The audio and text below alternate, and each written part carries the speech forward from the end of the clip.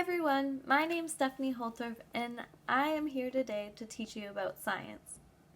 Science is the study of every living thing. It's the world around you, from the ground you walk on to the air you breathe. It's our plants and animals, our weather, our human bodies, and our solar system. There are many different kinds of sciences, and a person who studies science is called a scientist. A researcher is a special type of scientist that sees problems and tries to solve them. They do this by using something called the scientific method. They ask questions, they make observations, they perform an experiment, and then they communicate those results. The scientists at the Hormel Institute are called researchers. We're called researchers because we study a problem and we try to solve it. What we try to solve at the Hormel Institute is the human body and how cancer affects it. Science can be done anywhere, and you can be a scientist too. All you need is to be curious and ask questions, make your own observations, and keep trying. I'm going to show you what the scientific method is. It's a process. It's just a way of thinking. We use it to solve our problems. So we see a problem and we want to find an answer to the problem. That's what science is. The scientific method involves asking a question, making an observation, performing an experiment to test what our hypothesis is, and then forming a conclusion. And science can be repeated again and again. If we do an experiment and it doesn't work, all we have to do is try something new and see if that works. For our experiment today, we're going to be doing something called milk fireworks. The only things that you'll need for this are some food coloring, a plate, some milk. I have milk from our fridge, which is 2%, some oil, which is also from our pantry, it's vegetable oil, and some Q-tips. We're going to try to make milk fireworks and see what the best ingredients are to make milk fireworks. We're going to have a hypothesis before we do every experiment. A hypothesis is a best guess. We're going to make our best guess of what we think is going to happen. At the end of the experiment, we'll decide if we're going to accept our hypothesis, which means that what we guessed to be true actually happened, or we're going to reject our hypothesis, which means that what we thought was going to happen did not happen. As we go through these experiments, we'll be using the scientific method. I encourage you to grab some supplies from your own home and do it with me. For this first experiment, we're going to pour some milk on a plate. A thin layer should be just fine.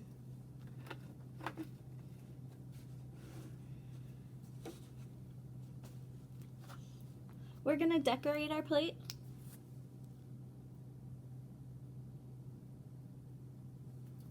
With our food coloring.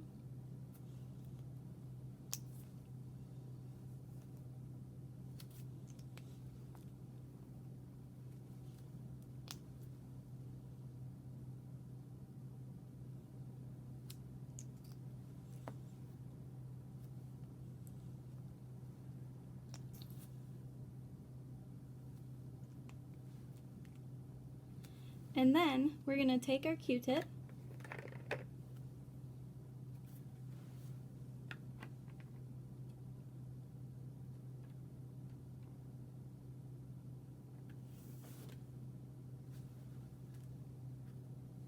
dip it in our vegetable oil, and then we're going to touch it to the plate and see what happens. We want to form a hypothesis before we start the experiment. So in this experiment, my hypothesis is that when the oil touches the plate and the milk, we'll make a firework.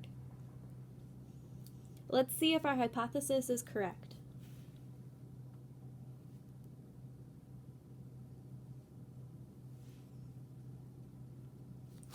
So, now that we've done our experiment, and nothing happened, we have to decide if we reject or accept our hypothesis.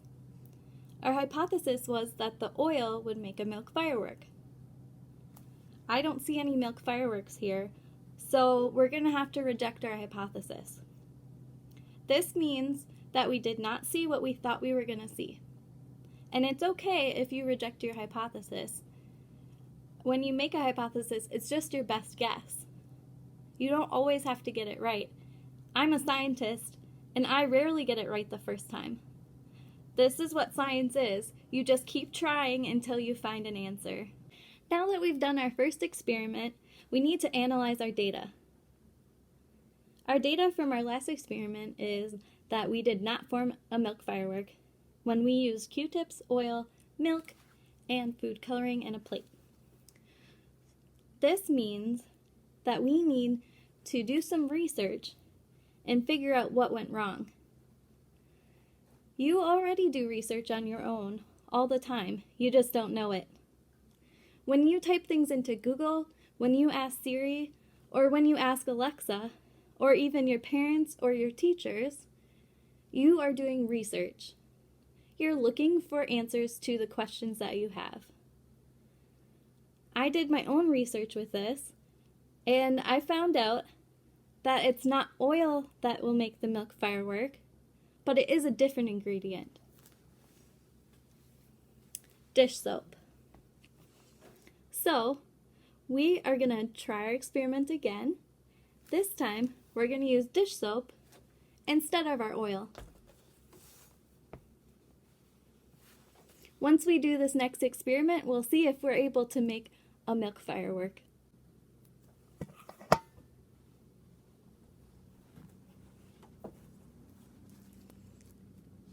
For this next experiment, we're going to try using dish soap.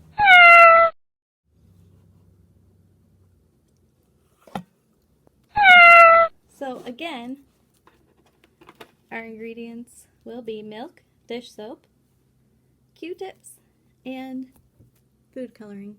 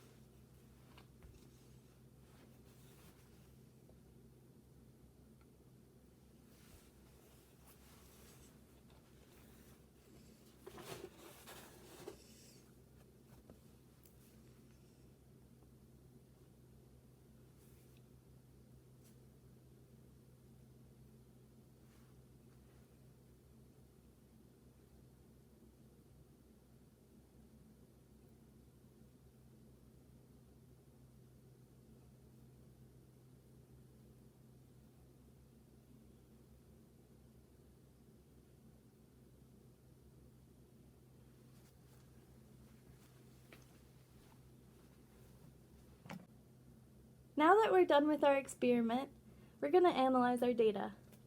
We used a Q-tip, dish soap, milk, food coloring, and a plate. Our hypothesis for this experiment was that the dish soap would work and we would cause a milk firework. We are going to accept our hypothesis because that's exactly what happened. We did get a milk firework. However, I would like to see a bigger milk firework or see one that lasts longer. With research, we're always trying to improve what we already have. I will go research at this point and go to Google and find something that will make a better firework. Using that information, I'll do another experiment and see if it works. I've now done my research and found that the higher fat content in the milk creates a better milk firework. Our 2% milk has less fat than the milk we're going to use in this experiment, which is whole milk. We're going to keep all the other ingredients the same from the last experiment, and we're only going to change out one thing. We're changing out the milk. Let's see what happens in this next experiment.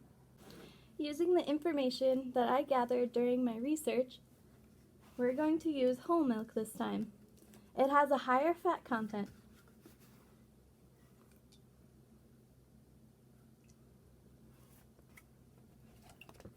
We will form a hypothesis. Hello, Gray Boy. Hey, this is our experiment. This is our experiment. You're not supposed to eat it. Gray Boy. Well, kids, it just goes to show that when you're doing experiments at home, there's going to be distractions. Also, don't do what Gray Boy is doing. Don't eat the experiments.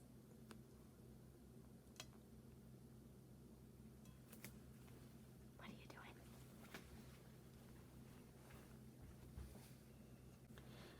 We'll do this next experiment using whole milk. Whole milk has a higher fat content than the 2% milk that we were using in our previous experiments.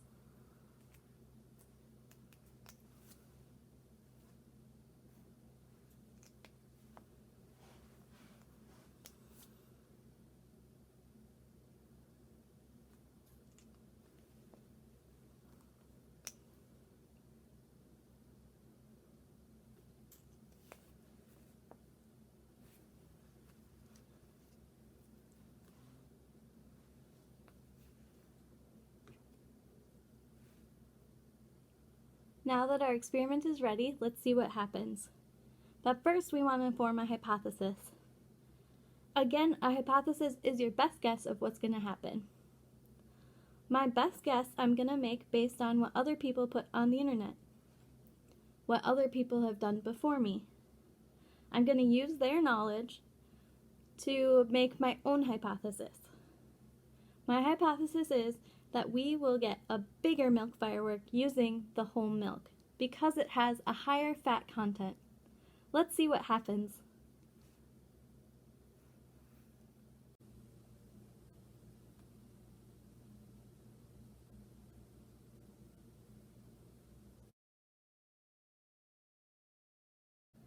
Now that our experiments worked, I encourage you to do your own experiments at home.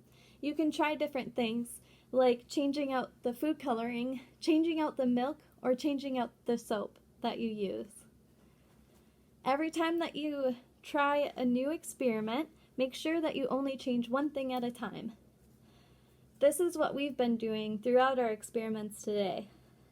With the first experiment, we only changed the oil to dish soap and we kept the milk and everything else the same. With the next experiment, we switched out the milk, but we left the dish soap and the food coloring and everything else the same again.